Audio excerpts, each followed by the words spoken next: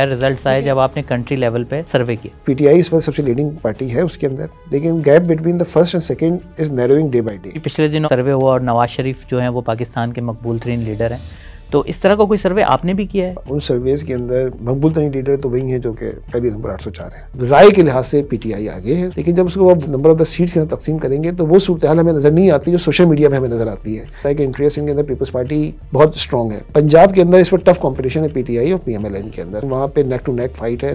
KP के अंदर जो है वो लगता यह है कि पीटीआई एक जिद है। बलूचिस्तान डिस्ट्रीब्यूटेड है। कराची की क्या सिचुएशन? इशूज के ऊपर जब हम बात करते हैं, जिस इशू को उठाते हैं जमात इस्लामी उसके साथ एसोसिएट होती है कि कराची के प्रॉब्लम कौन सॉल्व करेगा, तो उसके अंदर भी हाईएस्ट नंबर हमें जमात इस्लामी के नजर आते हैं। सर्वे तो गरीदा फारूकी साहिबा भी करती हैं, अपने ट्विटर अकाउंट पे भी कर सकता हूँ, आप करते हैं, उनमें क्या फ़र्क है? ये तो कोई जायजे हो सकते हैं, ये सर्वे नहीं हो सकते। सर्वे ओपिनियन पोल्स के लिए आपको साइंटिफिक प्रोसेस की जरूरत है। जो साइंटिफिक रिसर्च होती है वो एंटायरली डिफरेंट प्रोसेस है। आप एक प्राइवेट कंपनी है और क्लाइंट से पैसे लेकर सर्वे करवाते हैं। फॉर एग्जाम्पल मैंने आपको हायर किया और हिदायत कर दिया कि यार मेरी मकबूलियत जो है वो थोड़ी सी ज़्यादा दिखा देना, तो फिर आपके ये सर्वेज जो है वो कैसे अथेंटिक हुए? हम आपसे पैसे अपने काम के ले रहे हैं, इस काम के लिए ले रहे हैं कि हम आपको ऊपर दिखाएंगे, आपको नीचे दिखाएंगे। अच्छा, जब डाटा मैंने आपको दे दिया, लेकिन अगर आप पब्लिश करेंगे तो हमारी परमिशन के साथ करेंगे, जिसके अंदर हमारी ऑथेंटिसिटी होगी कि ये डाटा सही है।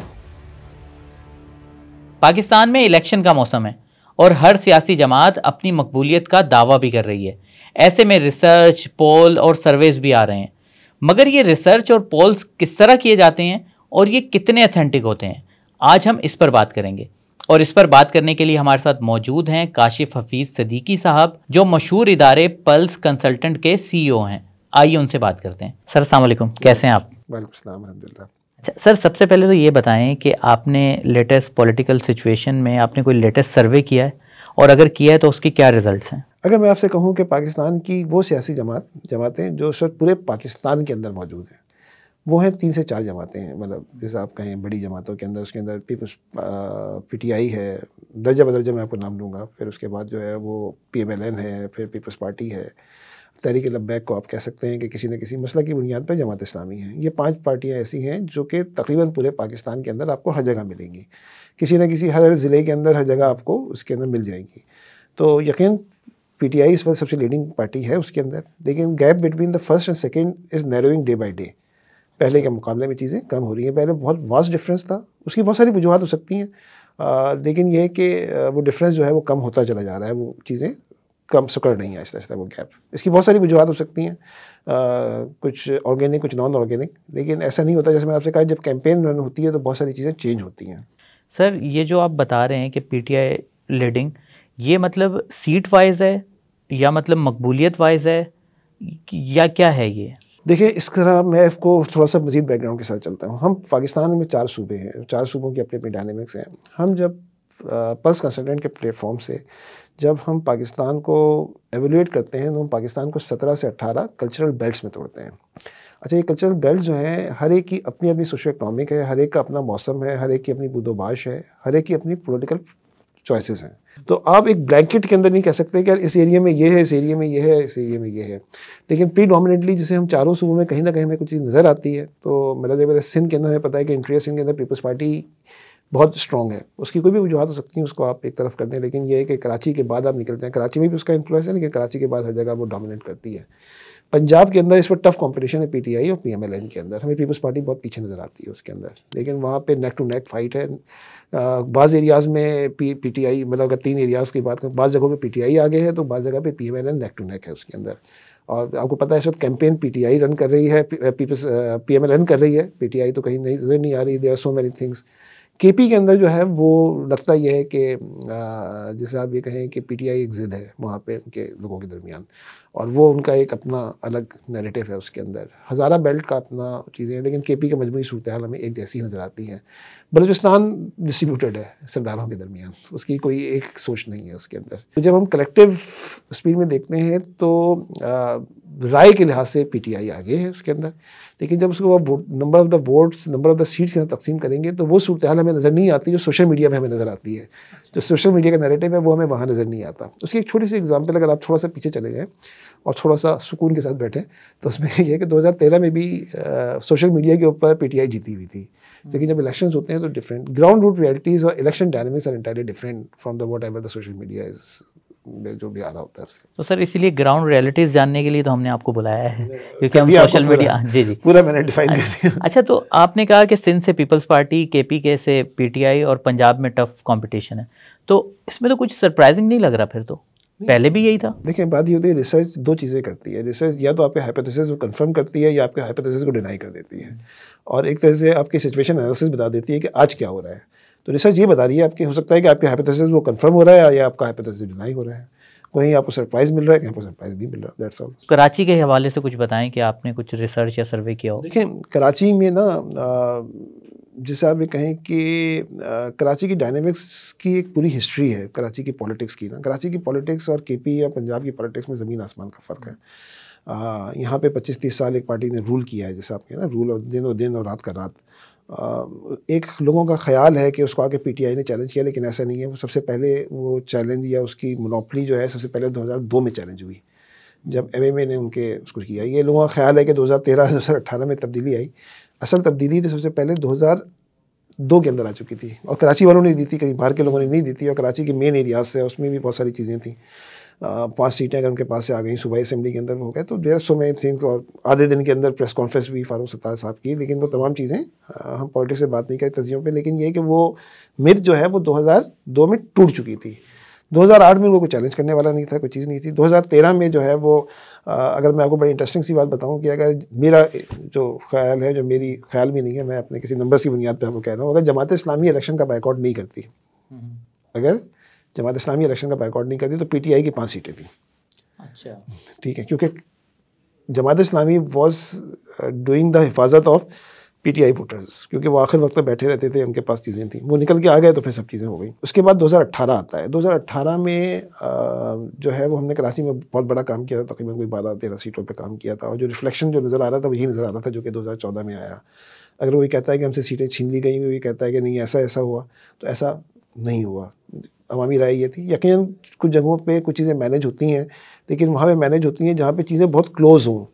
मगर अगर मेरी 48,000 या किसी का 50,000 तो मैं उसको मैनेज कर लूँगा ऊपर नीचे। अगर किसी का इतने क्लोज मार्जिन पे अगर कोई चीज़ हो रही होगी ना, तो ये ऐसा नहीं हो सकता है कि 20,000 और 50,000 वाले को बराबर कर दिया जाए। नहीं सर, ये एमक्यूएम वाले इल्ज़ाम लगाते हैं कि रिजल्ट्स ही चेंज कर दिए गए थे। ये उनकी राय है, और इलेक्शन डे मैनेजमेंट एक अलग चीज़ है उसकी, और ये उनकी पूरी एक राय है। उस राय से मतलब मैं पोलिटिकल मतलब आप ये कह रहे हैं कि पीटीआई को वोट मिले थे वाकई? सर्वेस की बुनियाद पे आपको बता रहा हूँ, सर्वेस की बुनियाद पे मैं आपको बता रहा हूँ कि उसके अंदर जो सीटें थी उसके अंदर मेजॉरिटी ऑफ द सीट्स पे हमने काम किया था जस्ट बिफोर द इलेक्शन। इसलिए हम उसको ज़्यादा ऑथेंटिकेट कहते हैं कि वो जस्ट बिफोर द इलेक्शन था, वो तो 2 महीने पहले इलेक्शन के नहीं था। तो उसके अंदर ट्रेंड, बल्कि मैं उस वक्त समा टीवी पे भी था, तो समा टीवी ने एक एग्जिट पोल कराए थे, तो मैंने टीवी पे बैठ के कहा था कि कराची आपको सरप्राइज़ देने के लिए जा रहा है। ये अलग बात कि वहाँ के बैठे हुए लोगों ने उसको कंसीव नहीं किया कि मैं क्या कह रहा हूँ। ये कि पीटीआई का इलेक्शन का रिजल्ट जो था कराची के लिहाज से फॉर एग्जाम्पल मेरे लिए कोई सरप्राइज़ नहीं था, इट वॉज एक्सपेक्टेड। और हो सकता है कि 2-1 सीटें ज़्यादा आ गई हैं उनके उसके लिहाज से, लेकिन ऐसी कोई चीज़ ज़मीन पे एग्जिस्ट नहीं करती। अभी कराची की क्या सिचुएशन है सर? देखिए कराची की सिचुएशन 2018 के बाद एक नई शक्ल इख्तियार की कराची के अंदर। कराची के अंदर अचानक से सिविक इश्यूज़ का वावेला जो है वो बहुत हाई हुआ, और चीज़ें हुई, उसके ऊपर अकाउंटेबिलिटी होना शुरू हुई, चीज़ें होना शुरू हुई। अनफॉर्चुनेटली इमरान खान ने भी कराची के ऊपर कॉन्सेंट्रेट नहीं किया उस तरीके से जिस तरह से उनको कराची दिया गया था उसके लिहाज से। तो कराची में एक नया फिनोमेना जमात इस्लामी का जो है हमारे सामने आता है, चीज़ें आती हैं, और उसने इलेक्शन के अंदर जो है वो परफॉर्म भी किया और वो आ गए। 7 सीटें अगर 2015 में थी तो अब उनके पास 80-90-100 सीटें हैं उसके अंदर। पीपल्स पार्टी ने सही गलत उसे आप जो भी कहें, पीपल्स पार्टी वो आगे आ गई। तो ऐसा नहीं हुआ कि चीज़ें रिप्लेस हो गई। अच्छा, दूसरी ये था कि पीटीआई पीपल्स एमक्यूएम अपनी किसी शिकस्त और रेख्त का शिकार हो गई, चीज़ों का शिकार हो गई। फिर एक और चीज़ जो समझ लेना चाहिए जिसको लोग अमूमन नहीं समझते, वो ये है कि मिसाल के तौर पे आज एक ऐसा नौजवान आपके ऑफिस में कहीं भी जो 30 साल का होगा, उसने अल्ताफ़ हुसैन को फिज़िकली नहीं देखा हुआ, उन्होंने कायदे तहरीक को नहीं देखा हुआ। तो मतलब पुलों के नीचे से पानी। तो एक ऐसी नई जनरेशन सामने आई जिसने कोई डिफरेंट एंगल से चीज़ों को देखा हुआ था, वो डिफरेंट एंगल से डिफरेंट चीज़ों को देख रही है। तो वो कोई लेगेसी जो किसी ज़माने के अंदर चलती थी, और मैं आज भी पुराने ज़माने में बैठा रहूँ तो दरियाओं के नीचे से पानी जो है पुलों के नीचे से बड़ा बह चुका है। तो कराची की हद तक इस वक्त जो है वो कंपटीशन बहुत अलग है। इस वक्त वो जो नज़र आ रहा है उसके अंदर जो है वो इश्यूज़ के ऊपर जब हम बात करते हैं, मैं इस वक्त वोटिंग प्रेफरेंस की बात नहीं कर रहा, मैं सिर्फ इशूज़ की बात कर रहा हूँ। मैं जिस इशू को उठाते हैं जमात इस्लामी उसके साथ एसोसिएट होती है। फिर ये कि कराची के प्रॉब्लम कौन सॉल्व करेगा, तो उसके अंदर भी हाईएस्ट नंबर हमें जमात इस्लामी के नज़र आते हैं। कराची के मसाइल पे कौन बात कर रहा है, उस पर के इलेक्ट्रिक पे कौन बात कर रहा है, जमात इस्लामी। गैस का इस वक्त हमने पहले पूछा कि लोगों को किसका प्रॉब्लम सबसे ज़्यादा है, लोगों ने 3 प्रॉब्लम्स हमें सबसे ज़्यादा बताया। एक बताया गैस की कमी, इलेक्ट्रिक पावर फेलियर, यानी आप समझिए कि अभी सर्दियाँ हैं लेकिन फिर भी इलेक्ट्रिक पावर की लोग शिकायत कर रहे हैं, जो कि पहले कभी भी नहीं करते थे। इन्फ्लेशन है, लेवल इन्फ्लेशन का वैसे हो जाता है, अनएम्प्लॉयमेंट वैसे कहते हैं। 5वें नंबर पे बताते हैं पीने का पानी चीज़ें। तो ये 3 बड़े प्रॉब्लम जो है, इन सब पे जब पूछते हैं कौन बात कर रहा है, तो उसके अंदर जमात इस्लामी के बारे में बात कर रहे हैं।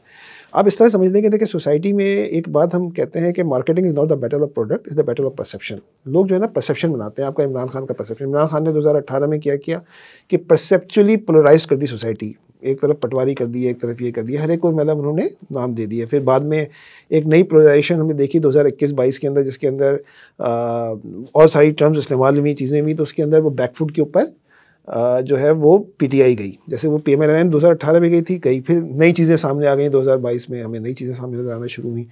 तो कहने का मकसद ये कि इस वक्त कराची में इमेज वाइज प्रॉब्लम सॉल्वेंट का जो इमेज है, या प्रॉब्लम्स के लिए जो काम कर रहे हैं, वो जमात इस्लामी के साथ एसोसिएटेड है। How much it convert into the vote, ये अभी हमें देखना है। क्या आप बता सकते हैं कि पॉपुलैरिटी की बात अभी हम कर सकते हैं कि कौन सी जमात ज़्यादा मकबूल है? वफाक के लिहाज से इस वक्त सिंपैथी पीटीआई के साथ है ज़्यादा as compare with Jamaat Islami. लेकिन इशू ये है कि कराची की ओवरऑल पॉलिटिक्स का जो नैरेटिव है इस वक्त जो बिल्ड हो रहा है, वो कराची के मसाइल के ऊपर हो रहा है। आप देखें वफाक के ऊपर, आप पंजाब चले जाएंगे, सब वफाक की बात है उसके अंदर। कराची के अंदर जो डिस्कशन है, कराची में जो चीज़ें आपकी बात होती है, कराची के जो लोग हैं वो, या कराची की जो भी पार्टी हैं, वो कराची के मसाइल के ऊपर बात कर रही हैं। जब मसाइल के ऊपर बात हो रही है तो मैं एक चीज़ सुन के मैं उसकी जानिब चला जाऊँगा। दूसरा जो पीटीआई के साथ जो भी है वो उनका निशान नहीं है, उनकी चीज़ें नहीं है, तो एक कन्फ्यूजन है उसके अंदर कि कौन सी जगह पे कौन सा निशान। ये सोशल मीडिया के ज़रिए हम कम्युनिकेट कर देंगे, हम लोगों को बता देंगे, लेकिन लोगों की मेमोरी इतनी जल्दी वो होती नहीं है कि चीज़ें। यकीनन कराची एक बड़ा अर्बन मिडिल क्लास फिनोमेना यहाँ पे एग्जिस्ट करता है, जो पढ़े लिखे लोग हैं, जिन लोगों को याद भी रहता है। लेकिन इसके अलावा भी यहाँ पे बहुत सारी लो सोशल इकोनॉमी में, गरीबों का शहर है तो गरीबों के शहर के और भी बहुत सारे यहाँ पे लोग हैं जो सिंपैथी रखने के बावजूद हो सकता है कि मल्टीपल निशानों के अंदर कंफ्यूज कर जाएं उसके अंदर, तो उनको मसाइल हो।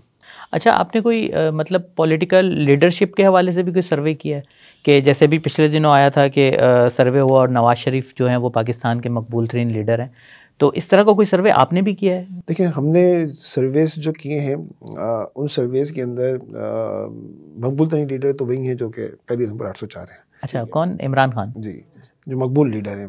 अच्छा, उसके बाद ये होता है कि लीडरशिप का एक मसला है बड़ा इंटरेस्टिंग। जब मैं आपसे पूछता हूँ कि पाकिस्तान का सबसे मकबूल लीडर कौन है, तो एक आदमी कहता है इमरान खान। अच्छा, अगर मैं मुस्लिम लीग का हूँ तो मैं, कोई कहता है नवाज शरीफ, कोई कहता है शहबाज शरीफ, कोई कहता है मरीम नवाज।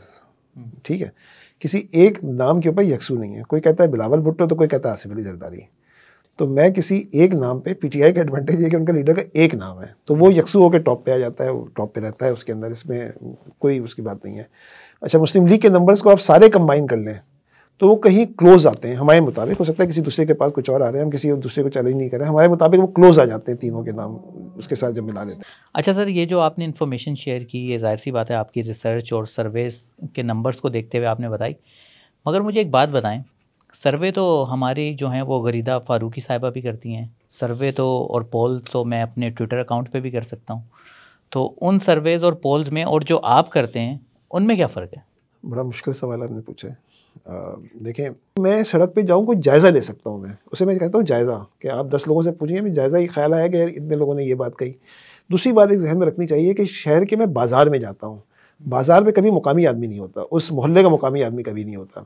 आप कराची या लाहौर या इस्लामाबाद के किसी भी बाज़ार में चले जाएँ, वो किसी दूसरी जगह से आके उसने दुकान खोली हुई है। कल ही मैं इत्तफ़ाक़न एक जगह देख रहा था, एक साहब ने, किसी एंकर ने सवाल पूछा, आप किसको वोट देंगे? कहने मैं तो केपी में जाके वोट दूँगा।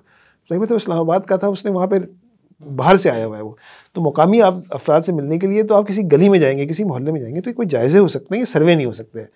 सर्वे ओपिनियन पोल्स के लिए आपको साइंटिफिक प्रोसेस की ज़रूरत है, इसके पीछे आपको एक मेहनत होती है, कुछ चीज़ें होती हैं, इसके पीछे कॉन्सेप्चुलाइजेशन होती है, एक सैम्पलिंग होती है, इसके पीछे एक कोई स्टैटिस्टिकली सिग्निफिकेंस टेस्टिंग होती है, उसके पीछे आप काम करके फिर आप कोई सर्वे देते हैं। तो वो ऐसे ही अलटअप काम नहीं हो जाता कि जिसके ज़रिए कोई आता हूँ। सवाल, इवन जो सवाल आप पूछते हैं उस सवाल की अपनी भी तफ़हीम है। मिसाल के तौर पे आप एक टूथपेस्ट इस्तेमाल करते हैं, मैं आपसे पूछूंगा भाई आप ये टूथपेस्ट क्यों इस्तेमाल करते हैं, आप कोई ना कोई रीज़न बताएंगे। लेकिन मैं सवाल अगर इस तरह से पूछ लूँ कि बाज़ार में और बहुत सारे टूथपेस्ट अवेलेबल हैं, आप इस टूथपेस्ट को क्यों पसंद करते हैं, तो मेरा जवाब चेंज हो जाएगा, कंपैरेटिव मोड में आ जाएगा। तो सवाल पूछना भी एक आर्ट है, जिस तरह हम सहाफ़त में पूछते हैं ना, सवाल पूछना आर्ट है, तो सर्वे के अंदर भी सवाल पूछना एक आर्ट है।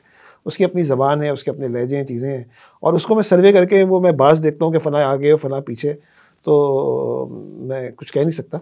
असल चीज़ तो यह है कि जो सर्वे वही होता है जो कि साइंटिफिक बुनियाद पे होता है। ये जायज़े हो सकते हैं, किसी भी आपने किया, मैं उसको चैलेंज नहीं कर रहा, लेकिन जो साइंटिफिक रिसर्च होती है वो एंटायरली डिफरेंट प्रोसेस है पूरा का पूरा। अच्छा सर, कुछ अपने काम के बारे में आप बताएं ना कि मतलब आप लोग किस तरह से सर्वे करते हैं, डेटा किस तरह से गैदर होता है और इस सब में कितना टाइम लगता है, और क्या एआई की भी इन्वॉल्वमेंट होती है इसमें?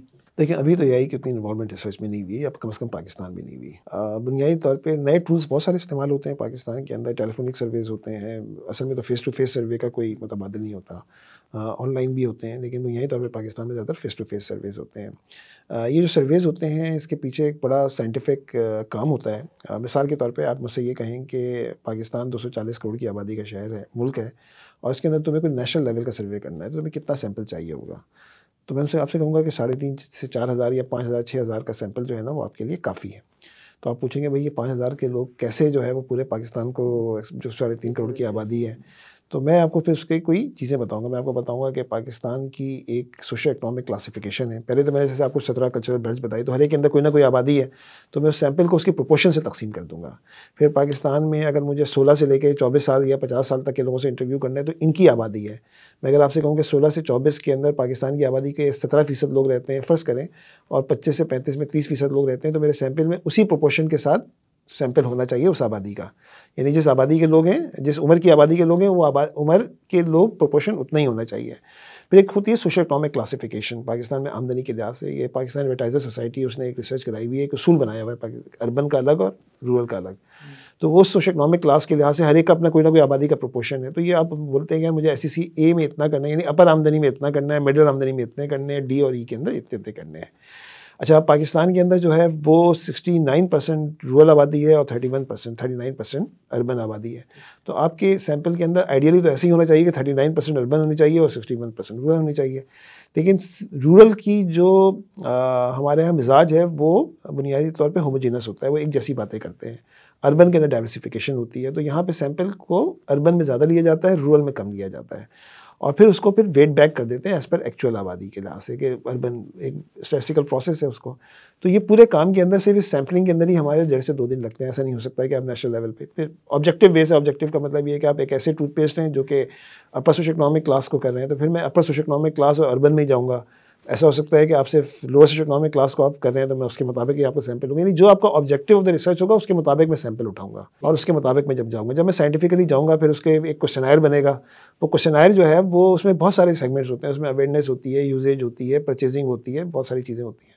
उसके बाद आप उसको फील्ड में एग्जीक्यूट करते हैं। वो ऑनलाइन इंस्ट्रूमेंट्स एक अब आजकल जो है वो पहले कभी पेन एंड पेपर पे काम होता था, अब तमाम काम मोबाइल और ऑनलाइन टूल्स के ऊपर होता है। तो वो फेस टू फेस वहीं जाके, और उसकी क्वालिटी ये होती है कि अब जो बंदा जहाँ भी कहीं इंटरव्यू कर रहा होता है, फॉर एग्जाम्पल मुझे हरीपुर में कोई काम करना है, तो मेरा बंदा पहले जब इंटरव्यू शुरू कर रहा होगा सॉफ्टवेयर पे, तो सबसे पहले अपनी GPS लोकेशन डालेगा, तो हमें पता चल जाएगा रियल टाइम पे कि यार ये इस जगह पे खड़ा हुआ है, घर पे बैठ के काम नहीं हो रहा। तो उसके लिए लाजमी है कि वो हरीपुर जाए, अगर वहाँ पे नहीं होगा तो उसका काम रिजेक्ट हो जाता है। चीज़ें सो मैनी क्वालिटी चेक्स। तो उसके बाद हम ये कहते हैं कि साइंटिफिक रिसर्च है, साइंटिफिक डेटा आ रहा है। अदरवाइज इट्स वेरी डिफिकल्ट कि आप जो है ना वो गली मोहल्ले में जायज़ा लेके उसको आप कहें सर्वे, तो ऐसा नहीं होता। अच्छा सर, ये जो आपके पास रिजल्ट्स आते हैं, इनकी एक्यूरेसी क्या होती है इनकी? देखिए उसमें ना एक होता है कि हर सैंपल साइज़ का कोई ना कोई एरर ऑफ मार्जिन होता है, यानी कहीं 3%, कहीं 2%, कहीं 5%। तो जितना बड़ा सैंपल होगा उतना एरर ऑफ मार्जिन कम होगा। यानी उसी काम को उसी सैंपल के साथ उसी कंडीशन में आप 3 दफ़ा करेंगे तो पिछले रिजल्ट और इस रिजल्ट में 3% ज़्यादा का फ़र्क नहीं होगा। या ये कहें कि अगर मैं इसको देख रहा हूँ तो मैं इसमें गलती की गुंजाइश 2 से 4% या 5% के करीब रखूँ, इससे ज़्यादा ही गुंजाइश नहीं होती उसके अंदर। तो क्योंकि आप साइंटिफिक तरीके से जाते हैं, एक्यूरेसी के साथ जाते हैं, एक सवाल का एक तरीक़ाकार होता है, चीज़ें होती हैं, तो अमूमन रिसर्च जो है वो सही गाइडलाइन आपको दे रही होती है। वैसे आपके सर्वे कभी गलत भी हुए हैं? हाँ, पॉलिटिकल पोल्स हमारे 2-3 दफ़ा गलत हुए हैं, लेकिन उसके पॉलिटिकल पोल्स की गलत होने की वजूहात होती हैं। एक जैसे वजह मैंने आपको बताई कि हमने इलेक्शन डे से बहुत पहले कभी कर लिया। तो जब इस अरसे के अंदर अगर हमने कोई 1.5 महीने पहले कर लिया है या 1 महीने पहले कर लिया है, तो उस अरसे के अंदर बहुत सारी चीज़ें चेंज हो गई, तो रिजल्ट चेंज हो जाते हैं। मुझे सेटिस्फेक्शन नहीं मिल रही। 24 करोड़ की आबादी है और 4 या 5 हज़ार का सैंपल काफ़ी है। ये तो 0.0001% हुआ शायद। जो दी जाती है ना, जो उसमें हमारे असातिज़ा देते हैं, वो देते हैं चावल की देग। कि चावल की देग पूरी नहीं की जाती, चावल पक जाते हैं तो आप कुछ दाने निकालते हैं, उससे आप कहते हैं कि चावल की चीज़ें क्या है। ये एक बड़ा टिपिकल सा क्लासिक किस्म की एग्जांपल है। ये रिसर्च के अंदर जब इस तरह का सवाल होता है तो उसका जवाब दिया जाता है। जैसे मैंने आपसे अर्ज़ किया कि बुनियादी तौर पे जो सोसाइटी की डायमेंशंस हैं, जो सोसाइटी की आपको उन तमाम डायमेंशंस और तमाम वेरिएबल्स को कवर करना होता है। आप फॉर एग्जांपल आप एक ऐसी प्रोडक्ट हैं जो कि आप महंगी प्रोडक्ट हैं, लेकिन मैं किसी गरीब से पूछ लूँगा तो सब रिजेक्ट कर देंगे आपको। और मैं अगर वो ऐसी प्रोडक्ट है जो कि लोअर सोशो इकोनॉमिक क्लास के लिए, मैं अपर सोशो इकोनॉमिक क्लास के से पूछूँ जाके कि तुम जो है वो इंग्लिश टूथपेस्ट इस्तेमाल करोगे, तो वो मैं तमाम चीज़ें गलत होंगी। एक इंग्लिश में एक चीज़ जुमला होता है, कहते हैं कि everything is not for everyone, it should not available everywhere. तो उसके अंदर आप अपनी टारगेट मार्केट ऑब्जेक्टिव के मुताबिक आप उन लोगों से जाते हैं। लेकिन जैसे नेशनल लेवल के ओपिनियन पोल्स होते हैं तो आपको अक्रॉस द बोर्ड जाना होता है, आपको हर सोशो इकोनॉमिक क्लास कवर करनी है। क्योंकि गली का मैं बड़ा साहिब राय आदमी हूँ, मैं बड़ा अक्लमंद हूँ, मैं बड़ा बकरात हूँ, आपको भी दुनिया के बारे में सब पता है, लेकिन मेरा आप वोट और गली के मोची का वोट बराबर है, मैं उसे इन्फीरियर नहीं कर सकता। तो मेरे लिए ज़रूरी है कि मैं उसको भी आबादी के लिहाज से कवर करूँगा, मैं आपको भी कवर करूँगा आपकी आबादी के लिहाज से। अगर आप जैसे हो, मुझ जैसे लोग सोसाइटी में 10% हैं तो मेरे सैंपल वो 10% होने चाहिए, और गरीब क्लास के लोग अगर 30% है तो मेरे सैंपल वो 30% होने चाहिए। तो जब उन वेरिएबल्स के प्रोपोर्शन के लिहाज से मैं चीज़ें देखूंगा, चीज़ें करूँगा, तो मेरा रिजल्ट पाकिस्तान का रिप्रेजेंटेटिव आता है। अमेरिका जैसे बर्रे आज़म में 1,500 के सैंपल के ऊपर रिजल्ट आते हैं, जिसको हम स्कोरिंग कह रहे होते हैं ना कि आज बाइडन के इतने नंबर ऊपर हो गए, उसके नीचे हो गए, वो सैंपल 1,500 से 2,000 का होता है सिर्फ। इंडिया में तो उससे इतने सैंपल के ऊपर जो उनके आप उठा के देखें कि मुख्तलिफ चैनल्स वहाँ पे करवा रहे होते हैं, उनका सैंपल आप उठा के देख लें, इतने ही, जबकि हमसे तो हम तो उनकी एक उत्तर प्रदेश के बराबर भी हमारी आबादी नहीं है पाकिस्तान की, उनकी आबादी, उसके अंदर इतने ही सैंपल रिप्रेजेंटेटिव सैंपल होता है, लफ्ज़ इस्तेमाल होता है रिप्रेजेंटेटिव, और उसके अंदर वो जैसे आप कहेंगे वो इतना सिग्निफिकेंट होना चाहिए, इतना होना चाहिए कि जिसमें आपको सही डेटाबेस आपकी चीज़ें आ जाए। और ज़्यादातर हम कह सकते हैं कि 90% रिजल्ट सही होते हैं। जी जी बिल्कुल, 90-95% रिजल्ट सही होते हैं। अच्छा सर, मैं एक चीज़ समझ नहीं पा रहा कि आप एक प्राइवेट कंपनी हैं और क्लाइंट से पैसे लेकर सर्वे करवाते हैं।